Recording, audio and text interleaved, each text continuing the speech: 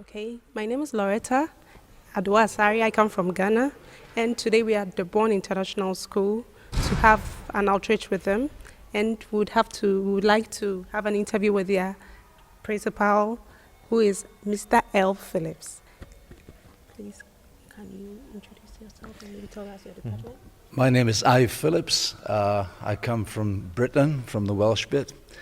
I'm the secondary principal here at the school. Mm-hmm.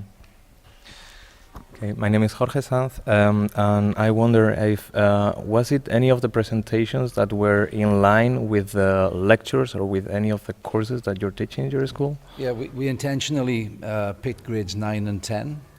All of them who were in grade 8 at the school, which is most of them, have already done something on climate change as a science activity. They do a unit on climate change. And then desertification is part of the program in geography in grades 9 and grades 10. So I think it's of interest for us for the future perhaps, and not very far in the future, because next year we could take grade 8 and grade 9. Grade 8 are going to be doing the science thing. They won't have done it yet. Grade 9 won't have been covering the desertification yet. But you could use those as a pair of grades and do a very similar presentation to the one you did today with 9 and 10. Yeah. So actually, if they're starting the certification, seems like a kind of ad hoc event for those grades. It's one of the units. So in the middle years program, it's a conceptual program. You have key and related concepts, a global context. So you have to put the thing in context. It has to make sense. And then you come up with a statement of inquiry, so that there are units on desertification, land use. Yeah.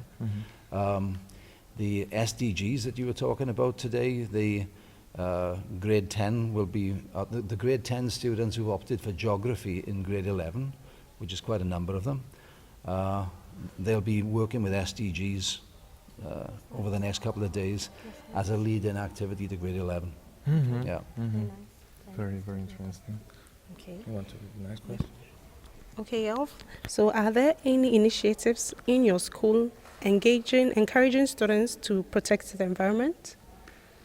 The units that I just described would have this sort of effect, because when the kids do stuff for the MYP, they get a choice in terms of how they report on things. So in history, if they do the French Revolution, they don't all write reports on the French Revolution. They can open it up and they talk about the causes and effects of revolutions, and then they choose their own revolution.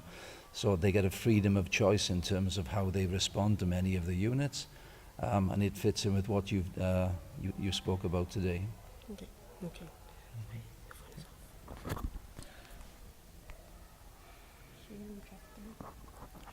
Then I wonder, which you think personally is the biggest challenge to achieve effective climate action towards land protection at both individual and institutional level? Which you think is the biggest challenge?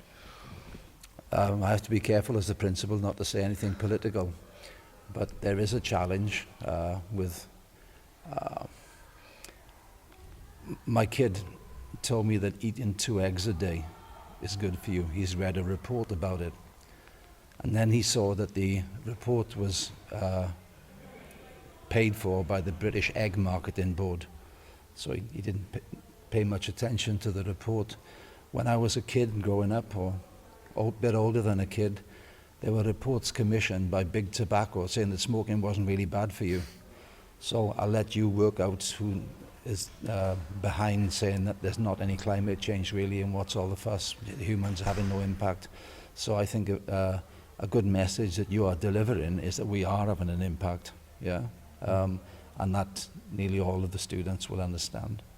Yeah. Very good. How do you think sustainable land management can stay as a relevant issue in the government's agenda? It's difficult with governments. You get in some countries they'll come up with something that makes sense and they'll do it. In other countries they just pander into. Most politicians are just interested in getting re-elected. So they'll shift on different things. This is happening in my birthplace at the moment. So I think you're better off getting at the grassroots, no pun intended, getting at the grassroots in the country for them to put pressure on their government. Yeah? So the people have to make something an agenda item, and then it becomes important to politicians. There are politicians out there who want to make a difference. I think it's where the Green Party came from. It was laughed at initially. People aren't laughing as loudly anymore. So there are charismatic politicians who come up and they want to make a difference, and they do. And there are many more charismatic politicians who just want to make careers for themselves. Yeah. So if I understood well, you believe that in order to have sustainable land management in the government's agenda, it should actually start from the society, from the people, from a pressure from the bottom up. So to speak. Home for me now is Oberbayern, Upper Bavaria, and the European Union funds the farming there. But it wasn't necessarily sustainable land use. Now the farmers, their politics may not have changed. Most of them would vote CSU. But now they're talking about that they have to come up with some sort of sustainable development. This moves the stance of the CSU on this, yeah, because people whose votes they need are starting to think this way. So I think the best way is getting through to the people. I think what you've done today is great. You've come out and talked to kids. Yeah, you know, they are the future. So, yeah. Definitely. You can do the last one. I see. Eif, please, what do you think are the most relevant actions your students should take to protect the land?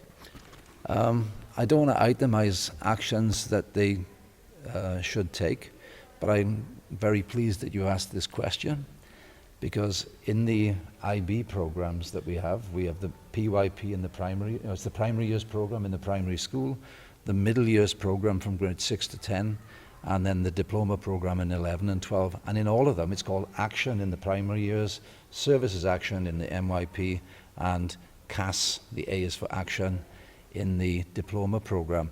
And students are required to take action. Yeah? If in the 11th and 12th grade, they don't pass CAS, and it's about them taking initiatives. If they don't pass that, then they don't get their diploma. Okay. Yeah, and I know that people should take action because they want to, but the few who don't want to, there aren't many of those, or don't find the time, there are a lot more of those, they need pushing. Yeah, so we have this in the programs, and it's for the students to identify, well, what do we do? In the middle years program, we have teachers who lead initiatives. We had Felix Finkbeiner came from Plant for the Planet last year. One of the teachers then started a Plant for the Planet group. So kids could join this group. They can go on the website and join the group. And they go around the place planting trees. Okay. Yeah? But there are many more groups like this. Okay. Yeah? There's an SDG group. Okay. Yeah? Good. So it's about getting the message across. We get the message to the students, you need to take action, you need to be the difference. And you provide them with some fuel for this by the presentations you led today. And I think the students particularly like the activities that you had, and that will give them some ideas for some action that they can take.